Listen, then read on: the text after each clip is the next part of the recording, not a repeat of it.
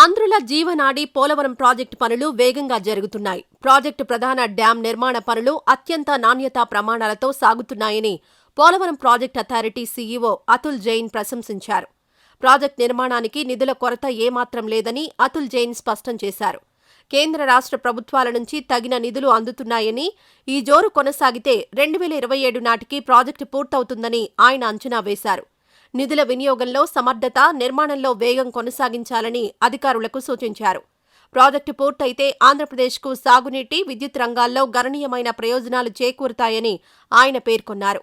CM Chandrababu కూడా Polavaram project పనులను సీరియస్గా తీసుకున్నారు. ఎట్టి పరిస్థితుల్లోనూ 2027లోగా ప్రాజెక్టు పూర్తి చేసి జాతికి అంకితం చేస్తానని గతంలోనే ప్రకటించారు. ఆ దిశగానే వేగంగా అడుగులు వేస్తున్నారు. వచ్చే సార్వత్రిక ఎన్నికల నాటికి పోలవరం పూర్తి చేసి నవ్యాంధ్ర ప్రగతి సిగలో పోలవరం ఉంచాలనే లక్ష్యంతో ఉన్నారు సీఎం. పోలవరం పూర్తయితే దేశ చరిత్రలో చంద్రబాబు గురించి సువర్ణాక్షరాలతో లిఖిస్తారని నిపుణులు భావిస్తున్నారు.